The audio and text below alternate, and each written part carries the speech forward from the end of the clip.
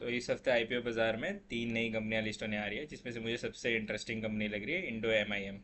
So Indo M I M company का पहले detail समझ लेते हैं, उसके बाद आईपीओ डिटेल समझेंगे कि ये क्या कंपनी है। पहले तो ये समझ लेते हैं कंपनी करती क्या है, फिर उसके आईपीओ डिटेल समझ लेंगे, डेट वेट, उसके बाद हम देख लेंगे फाइनेंशियल्स क्या है, उसके अलावा हम देख लेंगे कि इनके रिस्क फैक्टर्स क्या है, और लास्ट में हम देख लेंगे इनकी पेयर कंपटीशन क्या है। और उसके बाद हम फाइनली हम कंक्लूड कर सकते हैं कि ये हमारा एक्सपेक्टेड लिस्टिंग हो सकता है, और बाकी डिटेल्स सब समझते हैं। तो सबसे पहले देखिए, मेटल इंजेक्शन मॉड्यूलिंग कंपनी है, जिसका मतलब एम आई एम है। सो ये लोग करते क्या है कि आप जो भी मेटल, जो स्क्रैप मेटल है, मैं इनके वेबसाइट सबको समझा देता हूँ पहले। तो जैसे ये एक मेटल है, मेटल पाउडर के फॉर्म में जो भी मेटल है, उसमें लोग बाइंडर करके चीज़ें हैं, वो बाइंडर लगाते हैं, और उसके बाद उसको है ना, ये लोग इंजेक्शन मॉड्यूल के अंदर डाल के और एक पर्टिकुलर कोई भी पार्ट बनाते हैं। जैसे ये लोग काफ़ी सारे पार्ट्स बनाते हैं, जैसे ये सारे पार्ट्स। तो पहले ये लोग पाउडर लेते हैं, फिर पाउडर का यूज़ कर इंजेक्शन मॉड्यूल यूज़ करके उसका एक पार्ट बनाते हैं। फिर उसको डी बाइंडिंग करते हैं, मतलब उसमें जो भी एक्स्ट्रा पर्टिकुलर मटेरियल रह गया होगा वो सब रिमूव करते हैं। और उसका लास्ट में उसको, उसका जो ब्राउन पार्ट रिमूव करके उसको हीट करके और एक पर्टिकुलर प्रॉपर मेटल पार्ट बनाते हैं, जिसमें एलॉयज हो सकते हैं, कोई भी अलग अलग मेटल यूज़ हो सकते हैं। तो ये इनका मेनली काम है। सो आप अगर देखोगे तो ये लोग लगभग 1996 में रजिस्टर्ड हुए थे, इनका हेडक्वार्टर बैंगलोर में है। बाकी उनके जो पार्ट्स है ऑटोमेटिव, एरोस्पेस, मेडिकल, डिफेंस और कंज्यूमर प्रोडक्ट्स में यूज़ होते हैं। बाकी ये लोग यूएस में भी एफिलेटेड है, क्योंकि ये लोग अपना measure of the mall US में बेचते हैं। वो मैं बताऊंगा क्या परसेंटेज है, लेकिन लगभग ये लोग आप ऐसा समझ सकते हो इनका मेजर माल यूएस में जाता है और कुछ परसेंट इंडिया में सेल होता है। बाकी इनका लाइसेंसिंग है, फिर इतने इनके कस्टमर्स है, 21 अवार्ड्स है, ये सब इन्होंने लिखा है। बाकी इंप्लॉयज़ आप देख सकते हो, 4K+ इंप्लॉयज़ इन्होंने मैंशन भी किया है यहाँ पे। सो ये इनकी पर्टिकुलर वेबसाइट है। आप और डिटेल्स के लिए यहाँ पे और भी डिटेल्स पढ़ सकते हो। अब आईपीओ डिटेल्स पे चले जाते हैं। तो टोटल आईपीओ साइज़ है लगभग 3811 करोड़ का, जिसमें से फ्रेश इशू हो रहा है लगभग 499 करोड़, मतलब 500 करोड़ के आसपास फ्रेश इशू है, बाकी rest 3311 crore offer for sale है। सो अब ये हम मतलब अब डेट्स पे चले जाते हैं। सो आईपीओ के डेट्स कुछ ऐसे है कि आईपीओ ओपन होगा 23 जुलाई को, उसके बाद आईपीओ क्लोज होगा 27 जुलाई को, क्योंकि बीच में सैटरडे संडे आ रहा है, तो इसलिए ये 27 जुलाई को क्लोज होगा। उसका अलॉटमेंट डेट है 28 जुलाई, और रिफंड हो जाएगा 29, और फिर उसके बाद 30 को लिस्टिंग हो जाएगा। बाकी शेयर्स भी आपके क्रिएट हो जाएंगे 29, अगर आपको अलॉटमेंट मिला तो। आईपीओ के साइजेस देख लेते हैं, क्या किसके लिए कितने कितने लॉट्स और कैसे कैसे ऑप्शंस है। तो रिटेल, जो हमारे रिटेल ऑडियंस है उनके लिए एक लॉट का 30 शेयर्स होते हैं, जिसमें 14,550 रुपये के आसपास है। फिर रिटेल मैक्सिमम जो कि 13 लॉट्स लगा सकते हैं, जो कि लगभग 2 लाख के नीचे होता है, तो 13 लॉट्स लगा सकते हैं, जो 1,89,150 रुपीज़ के आसपास है। फिर small H N I mean और मैक्सिमम का 14 और 68 लॉट्स है, तो 14 में 2,03,700 होगा, और मैक्सिमम में 9,89,400। अब उसका बिग एच एन आई में मिनिमम होगा 10 लाख का एक एप्लीकेशन होगा जो बिग एच एन आई का है। अब हम इनके परसेंटेज देखते हैं कि इन्होंने कौन से कैटेगरी के लिए कौन सा परसेंटेज रखा है। तो आप देखो, QIB के लिए इन्होंने 50% स्टैंडर्ड है, उसके बाद NII के लिए 15%, रिटेल 35। अगर आपको कहीं भी रिटेल 35 दिखे ना, तो इसका मतलब ये है कि कंपनी लास्ट 3 साल में लॉस मेकिंग नहीं है, कि सेबी के रूल के हिसाब से लास्ट 3 साल में अगर कंपनी लॉस किया है तो 35% नहीं, सिर्फ 10% दिला सकती है। तो 35% गुड साइन है। बाकी आप ये देखो कि मेजर ऑफ द पोर्शन, जो कि लगभग 80% ऑफ द आईपीओ साइज वो OFS है। तो इसका मतलब ये है कि कंपनी अपना पुराना माल बेच रही है, और अपने पुराने जो भी इन्वेस्टर्स हैं उनको एग्जिट दे रही है। So as a red flag भी ट्रीट कर सकते हो, क्योंकि ये सिर्फ 500 करोड़ कंपनी उठा रही है, और मोस्टली जो फ्रेश इशू होता है वो कंपनी अपने जो भी प्रोडक्ट डेवलपमेंट या नया प्लांट सेटअप करना है, कोई भी गाड़ी पे केपेक्स करना है, या वो सब क्या पे लोन है तो लोन रिपेमेंट करना है, तो वो सब चीज़ में यूज़ करती है। लेकिन इस केस में इतना ऐसा नहीं लग रहा है, क्योंकि इस केस में मोस्टली माल OFS है।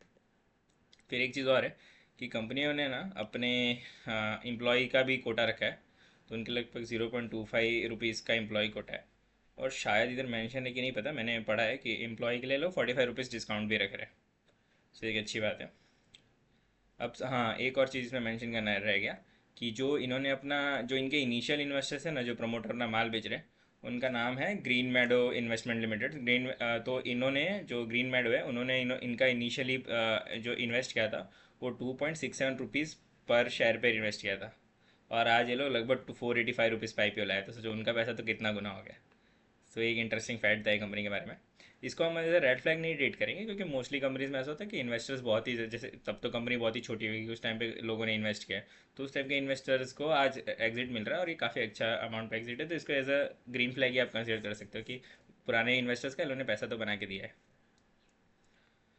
अब देख लेते हैं इनके फाइनेंशियल्स देख लेते हैं। तो आप अगर एसेट दोगे तो एसेट ग्रेजुअली धीरे धीरे इंक्रीज हो रहे हैं, और उस कंपेयर में बोरोइंग देखोगे तो बोरोइंग बहुत ही तेज़ी से इंक्रीज़ नहीं हुआ है। यहाँ पे थोड़े इंक्रीज़ हुए, लेकिन वापस यहाँ पे डिक्रीज़ हो गए। तो इसका मतलब ये है कि कंपनी सिर्फ आईपीओ लाने के लिए अपने एसेट्स नहीं बढ़ा रही थी। कि बहुत बार क्या होता है, कंपनी आईपीओ लाने के लिए बहुत सारे बोरोइंग कर लेती है और अपने एसेट्स इंक्रीज़ कर लेती है, लेकिन यहाँ पे वो केस नहीं लग रहा।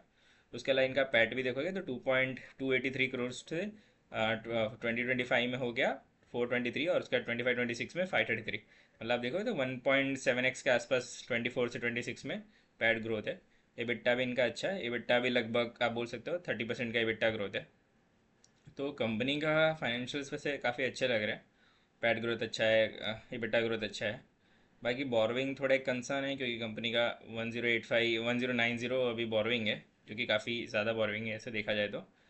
लेकिन कंपनी धीरे धीरे रिड्यूस करती हुई दिख रही है, तो इसको वैसे ठीक है। तो मतलब फाइनेंशियल्स बहुत भी अच्छे नहीं है और बहुत ख़राब भी नहीं है। तो फाइनल कंपनी है जो 500 करोड़ रुपया एज अ फ्रेश इशू हो रही है, और टोटल इशू साइज का क्या करेगी, तो बाकी सब पैसा तो आप समझ गए कि वो ओ एफ एस है, तो पुराने इन्वेस्टर्स को आ रहा है।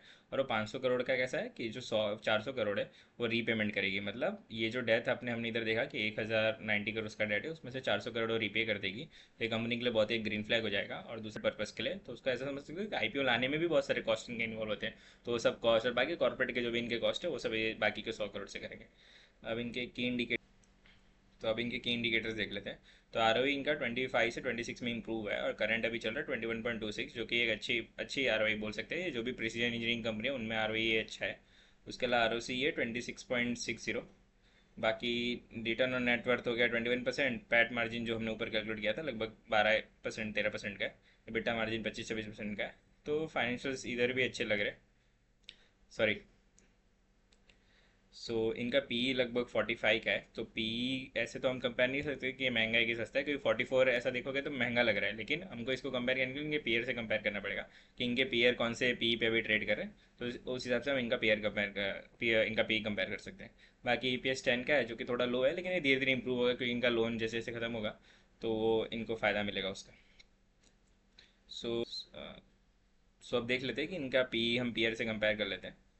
ये मैंने इनकी DRHP डाउनलोड किया है। तो आपको अगर DRHP चाहिए तो आप डायरेक्ट जाके सेबी की वेबसाइट पे कर सकते हो, या तो डायरेक्ट आप सिंपल लिख सकते हो कि इंडो MIM DRHP, तो आपको सेबी की वेबसाइट मिल जाएगी, वहाँ से आप डाउनलोड कर सकते हो। पहले इनका हम पीयर्स देख लेते हैं। ये यहाँ पे अब हम इनके पेयर पे आ गए। ये लोग मेंशन कर रहे हैं कि इंडस्ट्री पे लगभग 45 की है, लोएस्ट हाईएस्ट भी 148 के, सॉरी। तो 148 इधर सही नहीं लग रहा, तो एक बार देख लेते हैं इन्होंने कौन सी कंपनी लिस्ट की है। तो इसमें आप देखोगे ये इंडो MIM है, और ये लोग बोले कि हम नंबर 45 के पी पे आ रहे हैं। बाकी इनका जो पेयर कंपटीशन है वो जियांगसू जियान टेक्नोलॉजी से, जिसका पी अभी 148 चल रहा है। अभी ऐसा देखा जाए तो ये 148 सिर्फ सिंगल से लोग कंपेयर कर रहे हैं, लेकिन क्योंकि लिस्टेड एंटिटी बहुत कम है इस फील्ड में। बाकी एक सिमिलर एंटिटी इसमें है, रत्नावीर प्रिसीजन करके। आप उसके बारे में रीड कर सकते हो। तो ऐसा मेरे हिसाब से जितना मैंने मार्केट को समझा है कि ये पी जो आ रहे हैं वो बहुत ही ऐसे सस्ते वैल्यूएशन पे तो नहीं ला रहे हैं। इधर देखने पे आपको लग रहा है कि ये लोग तो अप्रॉक्स 2.5x का भी लिस्टिंग इन दे सकते हैं, लेकिन ऐसा कुछ नहीं है। यहाँ पे मुझे इनका देखने का कि ये लोग ने लिस्टेड प्लेयर्स ही उतने सही मेंशन नहीं किए। तो मेरे हिसाब से ये लोग लगभग मतलब मैं बोल सकता हूँ बहुत महंगे भी नहीं ला रहे, बहुत सस्ते भी नहीं ला रहे, ये लोग मीडियम पी पे ला रहे हैं। वो ठीक है। बाकी अब इनका एक बार हम वो देख लेते हैं कि इनके रिस्क फैक्टर्स भी एक बार देख लेते हैं। चलो रिस्क फैक्टर्स क्या है। एक बार हम इनके रिस्क फैक्टर्स भी देख लेते हैं कि कंपनी का रिस्क फैक्टर क्या है। आप देखोगे कि कोई भी कंपनी अपने DRHP में रिस्क फैक्टर मेंशन करती है, तो आपको हमेशा रिस्क फैक्टर पढ़ना बहुत ही इंपॉर्टेंट है। तो आप देख सकते हो इन्होंने पहला रिस्क फैक्टर मेंशन किया है कि हम इनके जो भी ऑर्डर वैल्यू है, जो भी कंपनी का साइज है, उसका मोस्टली रेवेन्यू टॉप 10 कस्टमर्स में आता है। जो इस साल का था वो 38.41%, मतलब इनके टॉप 10 कस्टमर्स में से है। तो आप ये देखोगे कि पिछले साल 42 था, फिर 38.94, 38, मतलब ये लोग का टॉप 10 कस्टमर से कंसंट्रेशन डिक्रीज ही हो रहा है। तो ये ऐसे बहुत बुरा ऐसे रिस्क फैक्टर नहीं है, ठीक ठाक है। उसके अलावा देख सकते हो कि इन्होंने बोला है, जैसे मैंने बोला था कि ये लोग एक्सपोर्ट बिजनेस में भी काफ़ी है। तो इनका देखोगे कि आउटसाइड इंडिया इनका मेजरली एक्सपोर्ट है, जो कि 77.20%, मतलब टोटल रेवेन्यू का 77% के आसपास ये लोग आउटसाइड इंडिया करते हैं। जिसमें से नॉर्थ अमेरिका जो है उसका लगभग 43% है, यूरोप का 19-20% है, बाकी इंडिया 22, बाकी ईस्ट एशिया और रेस्ट ऑफ द वर्ल्ड का 10% है। तो इनका मतलब नॉर्थ अमेरिका पे डिपेंडेंसी ज़्यादा है।